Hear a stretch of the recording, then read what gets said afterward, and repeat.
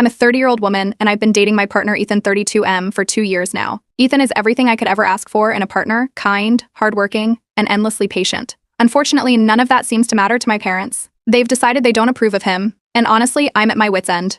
To give some background, my parents have always been traditional. Growing up, I watched them pass judgment on anyone who didn't fit their very specific mold of what was acceptable. When my sister got married a few years ago, my parents outright refused to attend the wedding because they didn't like her husband. It wasn't because he was a bad person, but because he wasn't from the right background. Basically, he didn't meet their checklist of criteria. That decision caused a huge rift in our family, and it's never fully healed. When Ethan and I started dating, I knew there was a chance my parents wouldn't approve. Ethan doesn't come from a wealthy family like mine, and he practices a different religion. He's built a successful career on his own, and he treats me better than anyone ever has, but none of that matters to them. To them, he's just not good enough. At first, I tried to ease them into the idea of meeting him. I'd bring him up in conversations, share stories about how thoughtful he is, and drop hints about how serious we were getting. For over a year, I tried everything, inviting them to casual coffee meetups, proposing dinners, even suggesting video calls. Every single time, they shut it down. It was either we're too busy or we don't think this is the right time.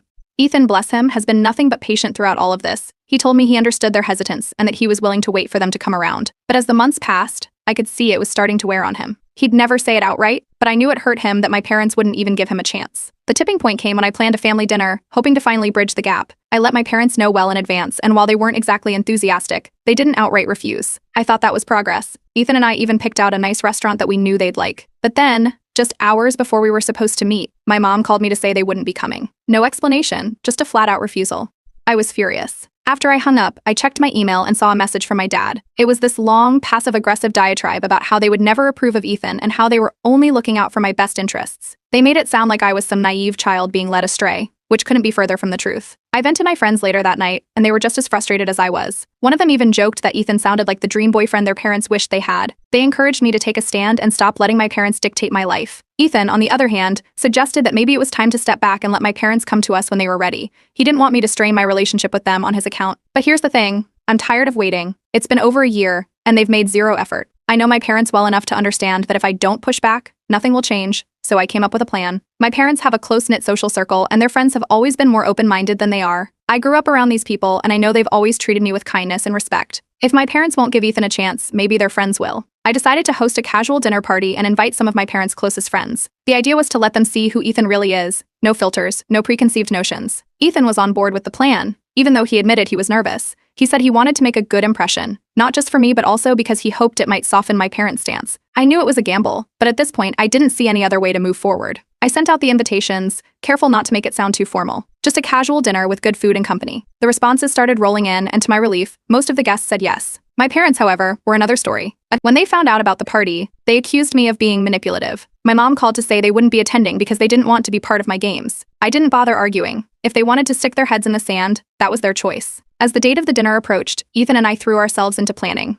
He took charge of the menu, insisting on cooking everything himself. Watching him in the kitchen, so focused and determined, reminded me why I'm fighting so hard for us. He deserves a fair chance, and I'm going to make sure he gets it, even if my parents refuse to see it. Update 1. The night of the dinner party finally arrived. Ethan had spent the entire day in the kitchen, meticulously preparing the menu. He insisted on doing most of the cooking himself, and I let him, knowing it was his way of pouring love into the evening. By the time guests were due to arrive, the house smelled amazing: rosemary chicken, roasted vegetables, and a decadent chocolate dessert that Ethan had perfected over the years. The guest list was a mix of my parents' oldest friends, people who had been around since I was a kid. Some of them were like surrogate aunts and uncles to me, so I was hopeful they'd give Ethan a fair shot. When I sent out the invitations, I kept it simple, just a casual dinner to catch up. Everyone seemed excited, except my parents, of course. They had flat out refused to come, accusing me of trying to manipulate them into accepting Ethan. I didn't bother arguing. It was their loss. Guests started trickling in just after 7 p.m. Ethan greeted each person with a warm handshake and a genuine smile, immediately putting everyone at ease. By the time all the seats around the dining table were filled, the room was buzzing with conversation. Ethan moved effortlessly between pouring drinks, checking on the food, and engaging with the guests. Midway through the meal, the guests started to take notice of Ethan's charm. One of my mom's friends complimented his cooking, and another remarked on how thoughtful he was. I overheard someone mention that they'd heard some things about Ethan from my parents, but they quickly added that they were starting to wonder if those stories were exaggerated. As the night went on, the conversation naturally shifted. One of the guests, a close friend of my parents, hesitated before speaking. They admitted that my parents had been vocal about their disapproval of Ethan, but they couldn't understand why. "He seems wonderful," they said. I took a deep breath and explained. I told them about the countless times I tried to arrange a meeting, only for my parents to refuse. I described how patient Ethan had been, how he'd gone out of his way to respect their boundaries, even when it hurt. I didn't badmouth my parents, I just laid out the facts. The mood in the room shifted. People began to murmur in agreement, questioning why my parents were being so stubborn. One guest, who had always been particularly close to my mom, promised to talk to her and see if they could help mediate. Another said they'd reach out to my dad. By the time dessert was served, it felt like Ethan had won over the entire room. The evening wrapped up around 10 p.m., with guests lingering to thank us for a lovely night. As they left, several of them made a point to compliment Ethan, saying things like, "Your parents are really missing out and I'll have to tell them how great this was." The next morning, I woke up to a notification on my phone. One of the guests had posted a photo from the dinner party on social media, tagging Ethan and me. The caption read, "Wonderful evening with amazing people." So impressed by Ethan, what a gem. I smiled at first, but then it hit me, this post was public. My parents would definitely see it. Sure enough, by noon, my phone was ringing. My mom's name flashed on the screen, and I braced myself before answering. She didn't even say hello. She launched straight into a tirade about how I'd humiliated them by going behind their backs. She accused me of turning their friends against them and making them look bad. I didn't raise my voice or argue. I simply told her the truth. Ethan deserved the same chance anyone else would get. I reminded her that they'd had every opportunity to meet him but chose not to. If their friends saw through the negativity, maybe it was time for them to reconsider their stance. My mom was furious. She ended the call by saying they wouldn't be speaking to me again, at least not for a while. I set the phone down, feeling a mix of emotions. That afternoon, I got a message from one of the guests, the same family friend who had promised to mediate. They said they'd already spoken to my parents and felt confident that this was the beginning of a change, even if it would take time. I wasn't sure if I believed them, but it was nice to hear someone was on my side. As for Ethan, he was supportive as always. When I told him about my parents' reaction, he shrugged and said, "At least the people who matter are starting to see the truth." By the end of the day, I couldn't help but feel a little hopeful. Maybe this dinner party had planted the seeds for something better. Or maybe it had just made my parents dig their heels in deeper. Either way, I knew one thing for sure. Ethan and I weren't backing down. Update 2. After the dinner party, it didn't take long for the ripple effects to start. Within days, my extended family caught wind of what had happened. Some of them had seen the social media post from the family friend, while others heard directly from my parents. Calls started coming in from aunts, uncles, and cousins, all wanting to know what was going on. The reactions were split. Some of my relatives were supportive, saying they didn't understand why my parents were making such a big deal about Ethan. Others sided with my parents, parroting their complaints about how I was being disrespectful and stubborn. It felt like the whole family was taking sides, and the tension only grew from there. Ethan, being the kind-hearted person he is, felt terrible about the whole situation. He told me he didn't want to be the cause of any family drama and even suggested that maybe we should back off for a while. But I told him it wasn't about him, it was about my parents refusing to let go of their outdated standards. Ethan quietly supported my decision, even though I could tell it weighed on him. Then things escalated. A close family friend called me one evening to let me know that my parents were spreading some nasty rumors about Ethan. They were saying he was manipulative, controlling, and only with me for financial reasons. I couldn't believe it. Ethan had always been the most selfless person I knew, and hearing these lies made my blood boil. I reached out to the friends who had attended the dinner party, hoping they could help clear things up. When I told them what my parents were saying, they were shocked. One of them said, "That's not the Ethan we met. He was kind, polite, and clearly head over heels for you." Another added that they'd always respected my parents, but this behavior was making them question everything. Word started spreading within my parents' social circle. More and more of their friends began reaching out to me, either to check in or to share their disappointment in how my parents were handling the situation. It was clear their credibility was taking a hit, and they didn't like it one bit. In the middle of all this, my sibling reached out. They've always been the peacemaker in our family, and I was surprised to hear them say they were fully on my side. They told me they'd met Ethan a few times and thought he was great. Then they dropped a bombshell. My parents were planning to host a gathering to set the record straight. It was basically a meeting to air their grievances about Ethan and explain their stance to the extended family. I decided I wasn't going to let them spin their narrative unchallenged. If they were going to talk about Ethan, I'd be there to defend him. I told my sibling I'd attend the gathering, and they promised to back me up. The day of the event arrived, and I walked in prepared for the worst. My parents had invited a mix of family members and close friends, and it was clear they were hoping to rally support. After some small talk and refreshments, my dad stood up and began speaking.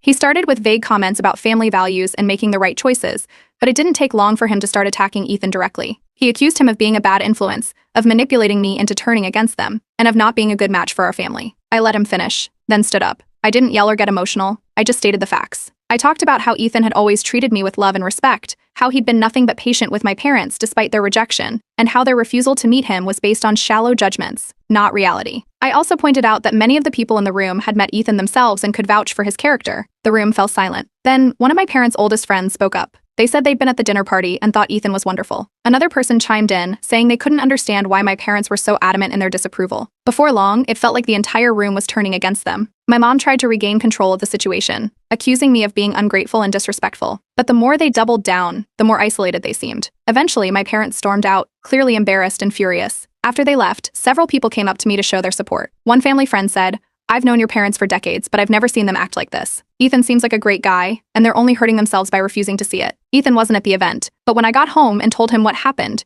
he just hugged me and said, I'm proud of you for standing your ground." In the weeks that followed, the fallout continued. My parents stopped speaking to me entirely, but their friends started inviting Ethan and me to more gatherings. It felt like a shift was happening. While my parents remained distant, the rest of the family and their social circle were starting to embrace Ethan. For the first time in a long time, I felt like we might actually be moving in the right direction, even if my parents weren't ready to join us yet. Update 3. A few weeks after the family gathering debacle, I got word from one of my parents' closest friends, a woman I've known since childhood. She had been at our dinner party and was one of the many who'd spoken highly of Ethan. Apparently, she decided to take matters into her own hands and paid my parents a visit. From what I heard later, she didn't hold back.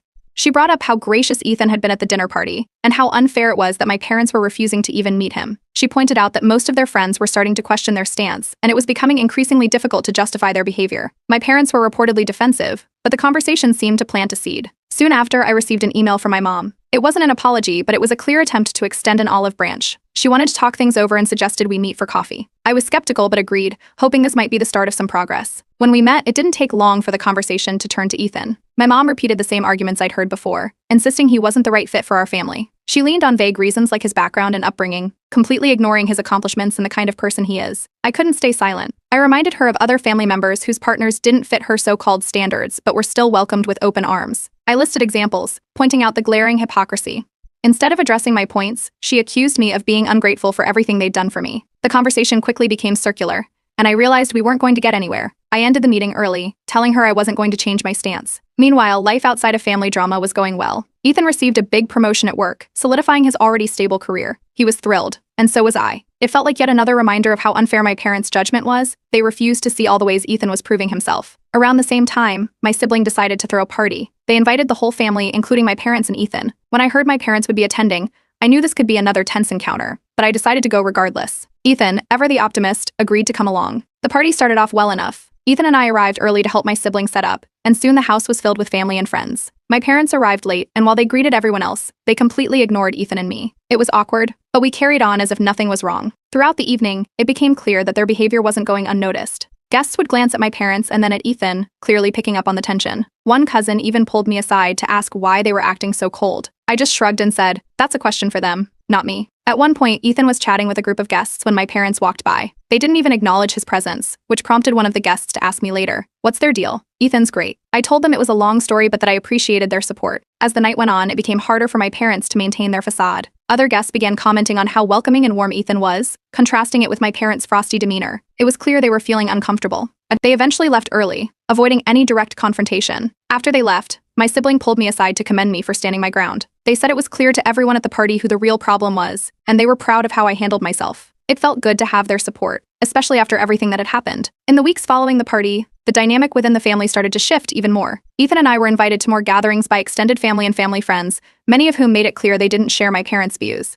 It was as if the rest of the family had decided to make up for my parents' absence by going out of their way to include us. As for my parents, they remained distant. I didn't hear from them directly, but I knew from my sibling that they were feeling increasingly isolated. Their friends were calling them out on their stubbornness, and their refusal to budge was starting to backfire.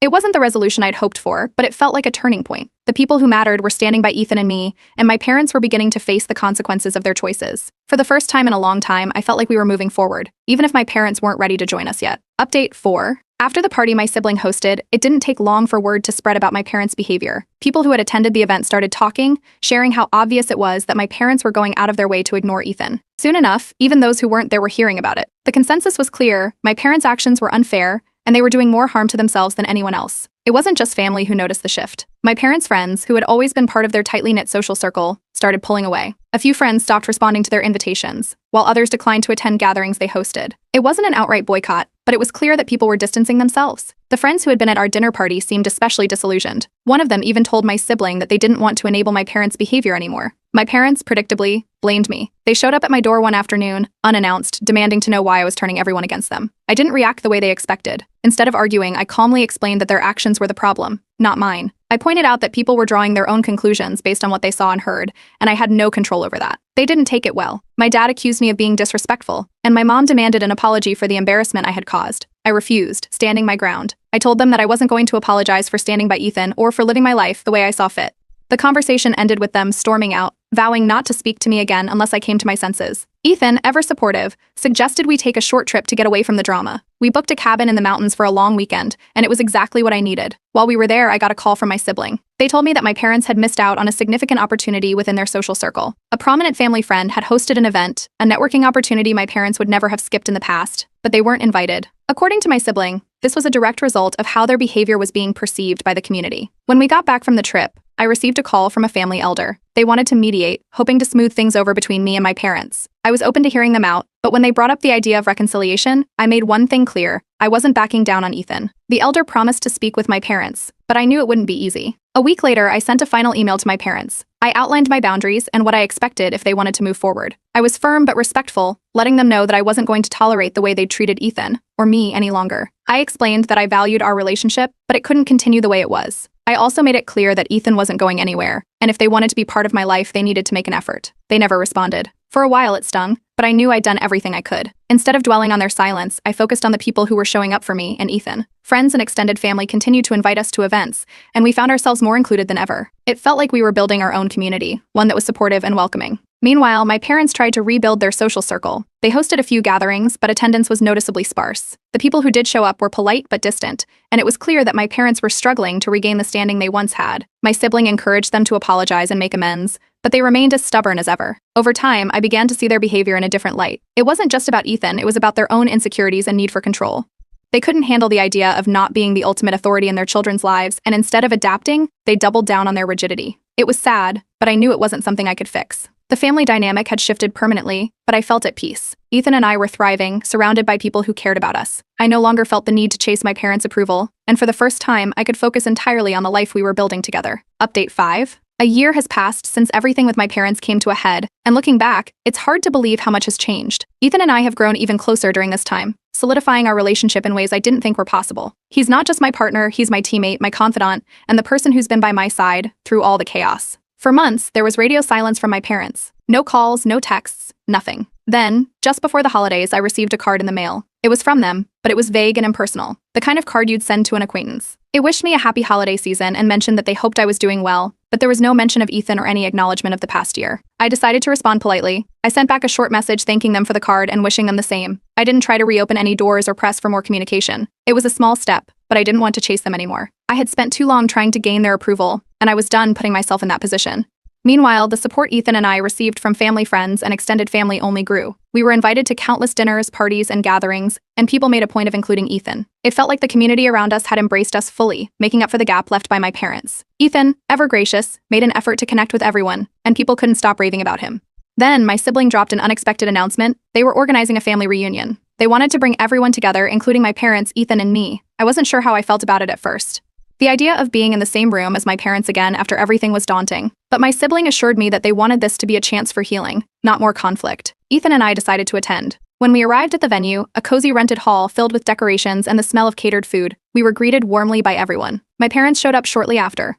They were civil, exchanging polite nods with Ethan and me, but it was clear they were keeping their distance. They mingled with other guests but avoided coming near us. Throughout the event, I could see people noticing the tension. My parents would glance in our direction and then quickly look away. It didn't go unnoticed, and several people made a point of coming over to talk to Ethan and me, almost as if to show their support in a subtle way. Toward the end of the night, my siblings stood up to give a speech. They talked about family unity and the importance of coming together despite differences. It was a heartfelt message, but there was an underlying edge to it. Without naming names, they called out the need to let go of grudges and embrace the people who matter. The room went quiet, and I could feel my parents shifting uncomfortably in their seats. Not long after, my parents left. They didn't make a scene or say goodbye, they just quietly slipped out. It was disappointing, but not surprising. At this point, I had stopped expecting any breakthroughs from them. As the evening wound down, my sibling came over to thank Ethan and me for coming. They told us how proud they were of the way we'd handled everything, especially in the face of so much resistance. It was a small moment, but it meant a lot. Over the next few weeks, life returned to its new normal. My parents remained distant, but they stopped spreading rumors or interfering. They seemed to have accepted that Ethan and I were a permanent fixture, even if they couldn't bring themselves to embrace it. I've come to realize that their behavior has more to do with their own insecurities than anything else. They've always struggled with letting go of control, and this situation was no different. But I've also learned that their issues don't have to be mine. I can love them from a distance without letting their approval, or lack of it, define my life. Ethan has been my rock through it all, and seeing how he's handled everything with grace and patience has only made me love him more. One evening, as we sat together reflecting on the past year, he told me how proud he was of the way I'd stood up for myself and for us. Hearing that from him felt like the closure I needed. Today, I feel a sense of peace. My chosen family, the friends, relatives, and community that have rallied around us, has filled the void my parents left behind. I no longer feel the need to prove anything to anyone. My life is full of love, joy, and people who genuinely care about me and Ethan.